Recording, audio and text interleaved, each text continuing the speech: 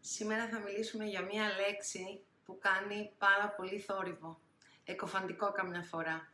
Μια πάρα πολύ μικρή λέξη η οποία έχει μία τεράστια δύναμη απέναντι στο περιβάλλον μας, απέναντι στα συναισθήματά μας, απέναντι στην ίδια μας την ύπαρξη.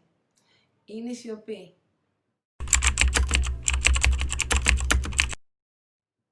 Υπάρχουν πάρα πολλοί τρόποι και υπάρχουν πάρα πολλές ερμηνείες που μπορεί να δώσει κάποιος για τη σιωπή του ή για τη σιωπή των άλλων. Ανάλογα σε ποια φάση βρίσκεται, ανάλογα τι ουσιαστικά θέλει να εκφράσει και με τι τρόπο. Από πάρα πολύ μικρή ηλικία η σιωπή είναι ενσωματωμένη με τη διαπαιδαγώγηση. Δεν είναι λίγοι γονείς που στα πλαίσια της διαπαιδαγώγησης απαιτούν από τα παιδιά τους με διάφορους τρόπους να σιωπάσουν. Υπάρχουν αρκετές φορές που οι ίδιοι είναι αρκετά κουρασμένοι, εξαντλημένοι και θέλουν την ησυχία τους. Υπάρχουν από την άλλη πλευρά κάποιες φορές που χρειάζονται να επικοινωνήσουν οι ενήλικες μεταξύ τους, οπότε οποιαδήποτε φασαρία δημιουργούν τα μικρά παιδιά, αυτό να εμποδίζει την επικοινωνία τους. Από την άλλη πλευρά, δεν είναι λίγοι γονείς που, ειδικά στην περίοδο της εφηβείας, ανησυχούν όταν τα παιδιά τους σιωπούν, όταν δεν έχουν και πολλά ενδιαφέροντα να κουβεντιάσουν μαζί τους, όταν η σιωπή τους δηλώνει διάφορα πράγματα που προσπαθούν να ερμηνεύσουν. Η σιωπή λοιπόν έχει πάρα πολλές ερμηνείες. Η σιωπή της απόσυρσης συμβαίνει όταν συνήθως μέσα σε μία σχέση ο ένας από τους δύο ή και οι δύο αποσύρονται. Δεν υπάρχει διάθεση επικοινωνίας γιατί ουσιαστικά δεν υπάρχει πεδίο διαπραγμάτευσης. Είναι σαν να έχουν εξαντληθεί όλες οι ελπίδες και όλοι οι τρόποι στο να επικοινωνήσουν μεταξύ τους και από εκεί και πέρα ο καθένας κρίνει με τη σιωπή του ότι μπορεί να κρυφτεί με ασφάλεια στο καβούκι του. Η σιωπή της τιμωρίας είναι η σιωπή η οποία λειτουργεί τιμωρητικά. Είτε το αντιλαμβανόμαστε σε σχέση με κάποιον άλλον άνθρωπο, είτε εμείς επιλέγουμε τρόπο να σωπάσουμε και ουσιαστικά να τιμωρήσουμε τον άλλον με τη στάση μας. Δεν είναι λίγοι άνθρωποι που ουσιαστικά χρησιμοποιούν τις σιωπές τους λόγω της αδυναμίας της έκφρασης του συναισθήματός τους. Και εδώ έχει να κάνει με το πόσο ασφαλείς νιώθουμε στο να εκφράσουμε τα συναισθήματα, τις σκέψεις, όλα αυτά τα οποία μας απασχολούν.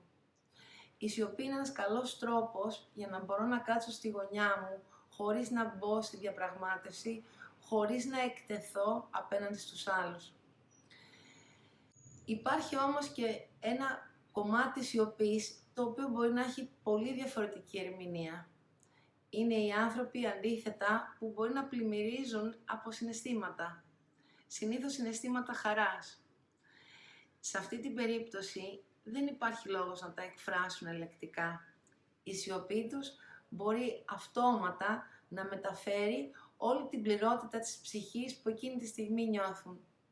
Η πληρότητα που τους δίνει η σιωπή και η δυνατότητα που τους δίνει η σιωπή ουσιαστικά είναι σαν να πολλαπλασιάζει μέσα τους την ευτυχία. Από την άλλη πλευρά υπάρχουν κάποιοι άνθρωποι οι οποίοι σε σχέση με το συναίσθημά τους έχουν μια τεράστια δυσκολία. Γίνεται ένα πάγωμα του συναισθήματος. Η σιωπή λοιπόν τους βοηθά έτσι ώστε να μην έρθουν σε επαφή με τα συναισθήματα, με τις σκέψεις τους.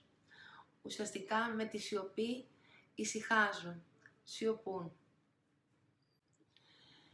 Αν καθίσουμε λοιπόν και αναλογιστούμε πώς εμείς ερμηνεύουμε τη σιωπή μας, αν εμείς καθίσουμε και ερμηνεύσουμε οι ίδιοι με τι τρόπο λειτουργεί η σιωπή και επιλέξουμε ανάλογα την περίοδο, ανάλογα το συγκεκριμένο χωρόχρονο, τι ακριβώς μήνυμα θέλουμε να περάσουμε στους άλλους, τι μήνυμα θέλουμε να περάσουμε στον εαυτό μας.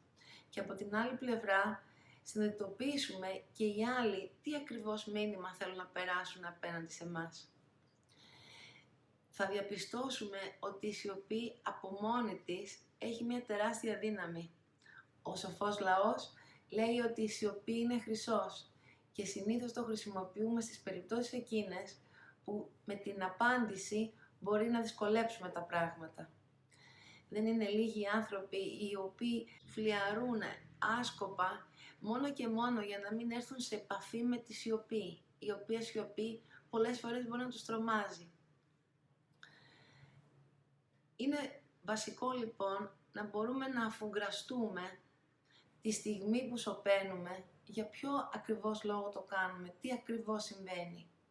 Και ίσως η σιωπή να μας δώσει τις απαραίτητες πληροφορίες για να καταλάβουμε τι συμβαίνει στο βαθύτερό μας εαυτό, μέσα στην περιοχή του συναισθήματός μας. Και ίσως η σιωπή να λειτουργήσει σαν ένα πολύ καλό εργαλείο ενδοσκόπησης.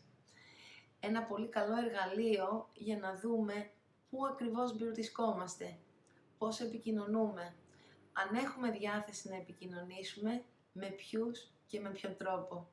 Σας ευχαριστώ.